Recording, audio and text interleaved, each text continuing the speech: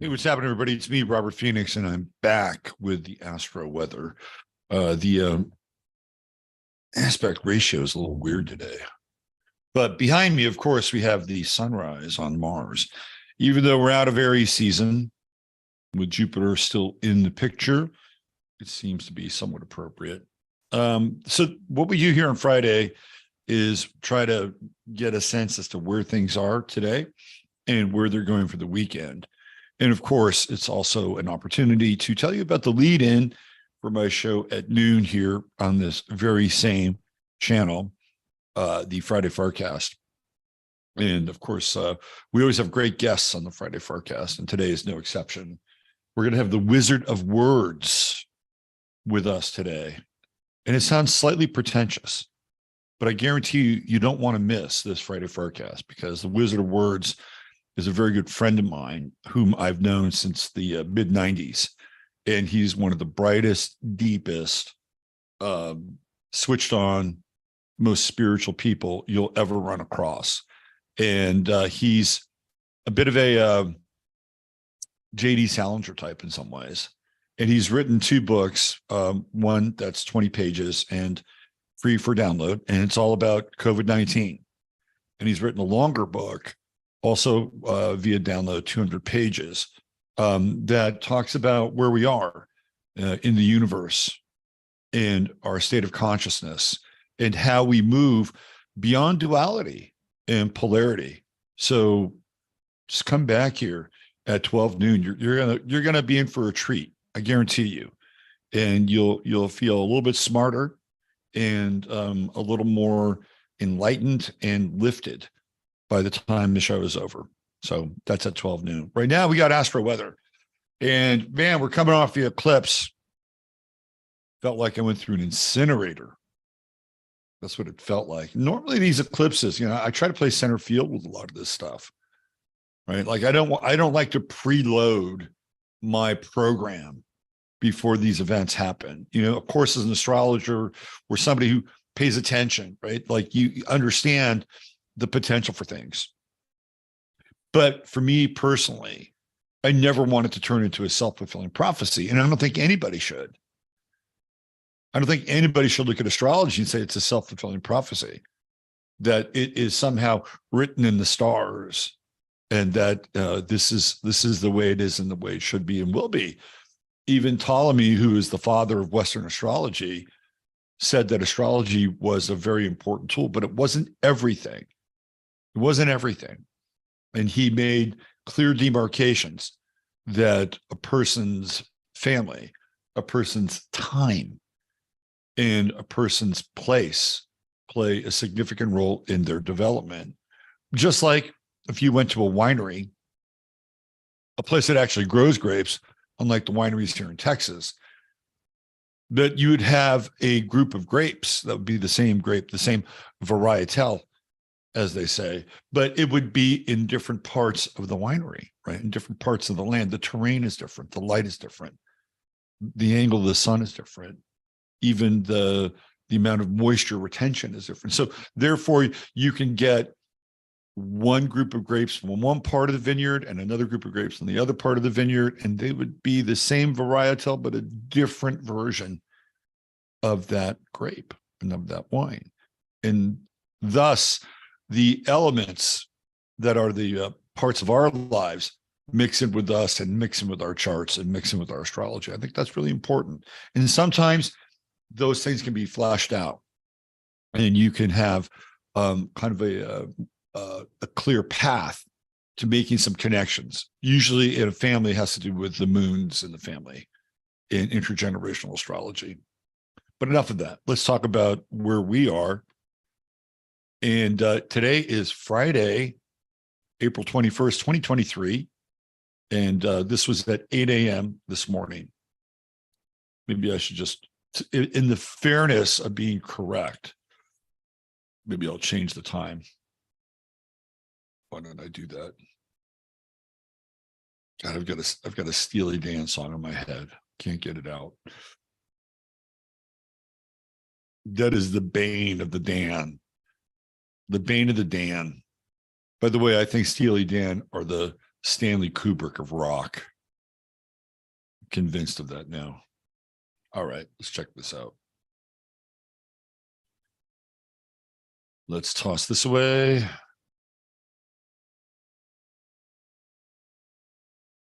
put this up right here.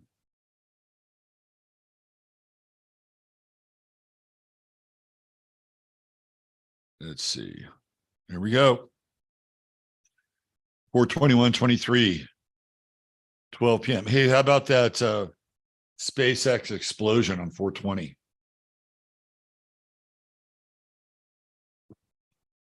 That was interesting. Here we go. The moon is in Taurus, right? Taurus the bull, the moon. And we got a moon Uranus conjunction. Maybe that's why I'm feeling a little bit loopy. Moon Uranus conjunction starting the weekend off here. By the time we move into Saturday, that moon is going to move into Gemini, and it's a very highly stimulated moon, right? It's going to pass through Venus in a conjunction with Venus. I think we'll run into that tomorrow. Social, man, that is a very, very social moon. And I think we're finally here, at least in North America, on the same page, kind of weather-wise. California, it's finally starting to dry out a little bit. Here in Texas, we just went through a little bit of a rainstorm, thunderstorm last night.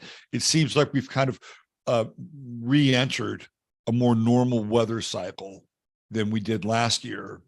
So I feel like this weekend has great potential to get out and go, right? Get out and go. Get out and go, be social, do something. It's a great weekend for family, extended family.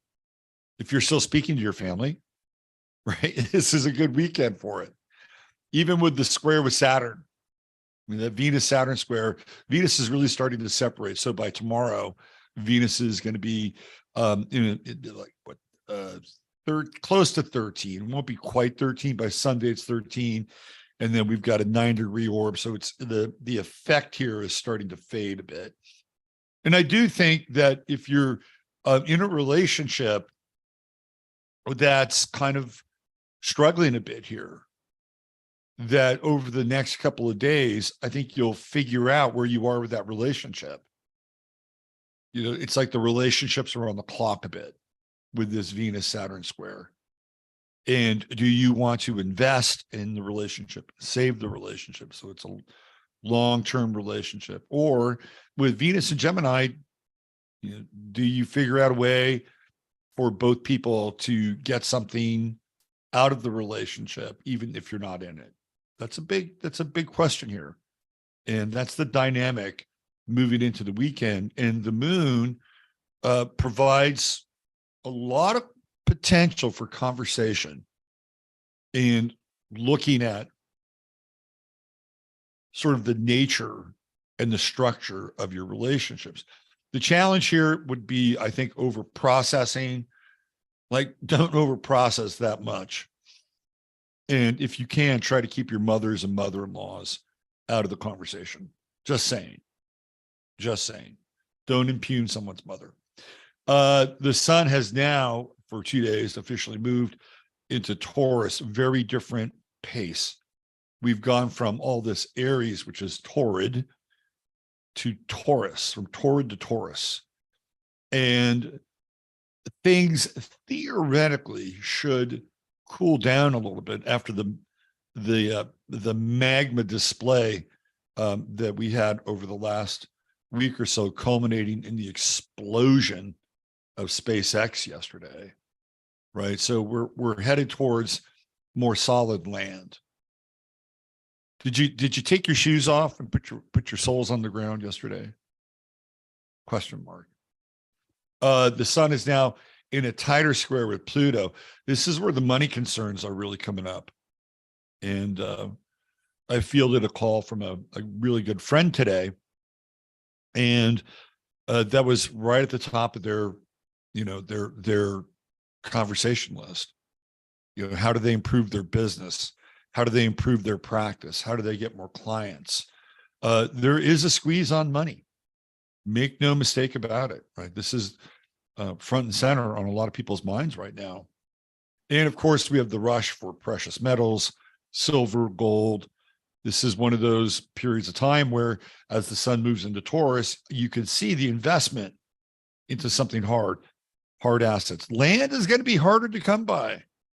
It's just, it's challenging, right? Like, they're not bringing the interest rates down, and property values are still overinflated. And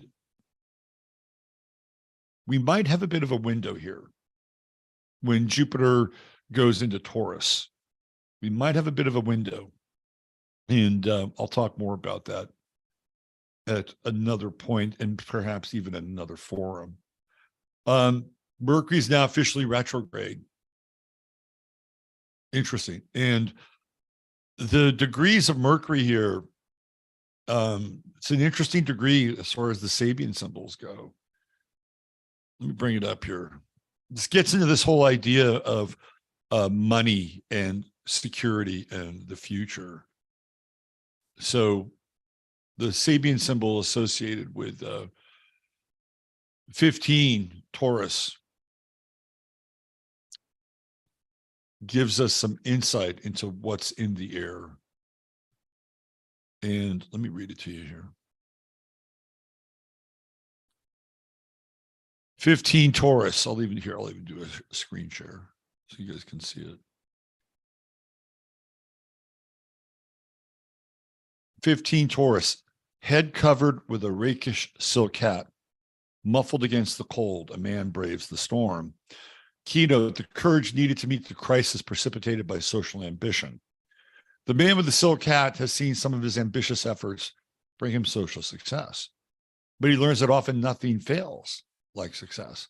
The storm may be within him or may attack his social status. He is ready to face it daringly.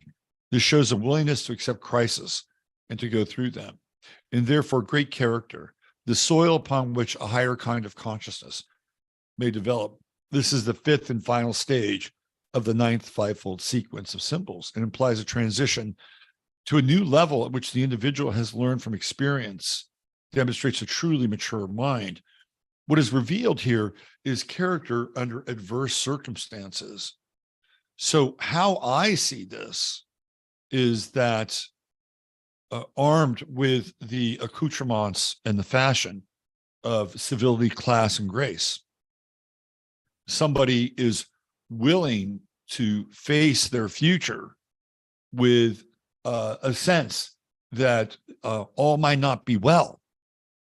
They're moving with the best of their attire into a cold season, and they're doing it without hesitation, without theoretical fear, taking the best of what they have and facing the potential for extreme conditions in style, right? In style. And so it's a really interesting symbol. And this is where Mercury's retrograding on, right? It's kind of like,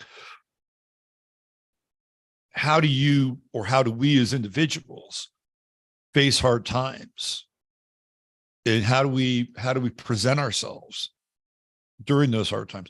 Well, if you're a Christian, it doesn't really matter, because your Lord and Savior will get you through those times. But even still, I think you probably want to put your best foot forward, right? So this is an affirmation. This is definitely an affirmation about going through something, and going through something with, again, a sense of elegance, style, and character. Do you let the conditions of the situation determine who you are? This is really, I think, the maxim of that Sabian symbol. And this is where Mercury's retrograding, right? And it's also a really good time to go through things that you own and maybe get rid of them. Mercury retrograde, Taurus in the Virgo decan, what's useful, not useful. If it's not useful, get rid of it, right? Ditch it. Keep the good stuff, though. Keep the rakish hat and the silk scarf, so that if times get tough, at least you'll get through them in style. That's one of the things that kind of bothers me about the modern world, and how everything has become so informal in a lot of ways. I was, yesterday's star of the day was Crispin Glover. So I was watching a few Crispin Glover videos, his interviews on David Letterman and Conan O'Brien. Crispin Glover always showed up in a suit, right? He always showed up in a suit and a tie, no matter how freaky he was, right? He had a sense of style about him. Let's get into I think we're good with the Astro Weather. Let's get into the star of the day, who is interesting to say the least. Today's star of the day is Iggy Pop, also known as James Osterberg, born in Muskegon, Michigan on April 21st, 1947. Mr. Pop has a grand trine, and you can see his midheaven is in Aries. He's got Mercury here. He's got Mars here. And even though he's not in Aries, he is the epitome of the expression of will on stage. Gimme Danger, at the documentary that was created about Iggy Pop. And so this is kind of an example of Gimme Danger. One of the things that he's noted for, at least in the past, was kind of self-mutilation, right? And breaking a bottle and cutting himself on stage. You see this here with Aries on the midheaven and the blood. Now, Iggy had a drug problem, big drug problem. And there are two planets that really give us some insight into drugs, right? Neptune and Pluto. And we have the Neptune opposition with Mercury here. And this is where I think some of the self-medication comes into Pop's chart, right? With Neptune and then the opposition with Mercury, it allows him to be more public, shall we say, in a lot of ways. It also allows him to theoretically detune or chill out, right, with this Mercury-Neptune opposition. But the other part here is Pluto. And here we have the obsession, right, with Pluto in the first house and squaring the sun and squaring the moon. When you get into those Pluto squares, and then you throw Neptune in, and you have an addiction problem, that's where it gets real tricky, right? So what's really interesting about his chart is that one of the most important people in his life was David Bowie. And we have Saturn right here on his ascendant, and Saturn being the ruler of Capricorn, and of course, David Bowie being a Capricorn, right? So Capricornian people, Saturnian people would play a role in his life. And also with Iggy Pop, I think on the ascendant with Saturn, there is also a sense of longevity. Saturn gets younger as it gets older. And I think the guy's still performing. He got into yoga so that he could continue to do crazy shit like this. He beat the fuck out of his body when he performed live, just really beat it up. And then Pluto, he's not somebody who does anything halfway with Pluto in the first house, right? Very interesting. Very, very interesting. Now, he's born on a new moon. And this is a great example of the new moon. People that are born on a new moon, they want to experience, right? The moon is empty. It's an empty cup. It's an empty chalice, an empty vessel. And the name of Iggy Pop's autobiography is I Need More, right? I need more. And there you go. This is the new moon. You need more to fill up your chalice of experience. True node in Gemini over here in the 11th house. So he's into bands, forming bands. This is all very much the 11th house. And even taking on a different name. Right? His name is James Osterberg, but what do we know him as? We know him as Iggy Pop. And we can see that with the true node in Gemini, taking on two personas. A very interesting character, very creative. impassioned, driven, somewhat grounded through intense contact with life, right? That's the moon sun conjunction and square with Saturn and Pluto. That's how he grounds himself. He grounds himself with intense experience. So there's your star of the day, Mr. Iggy Pop, Mr. I Want to Be Your Dog. All right. That's it for the Astro Weather. If you're here and you're watching the show, please join me in 20 minutes where we're going to have another show, the Friday Farcast. And I would be remiss if I did not mention my sponsor, which is True Hemp Science. And that's truehempscience.com, which is the purveyor of some of the best CBD products that I've tried. And if you go to truehempscience.com, spend $100 or more, which is easy to do these days, $100 like $10, back in the old days, right? You spend $100 or more and put 15 min, so that's 15 MINS. When you check out, you'll get free product, free goodies. And that softens a bit of the financial blow with anything in life. So go ahead and do that. $150 or more gets you free shipping. All right.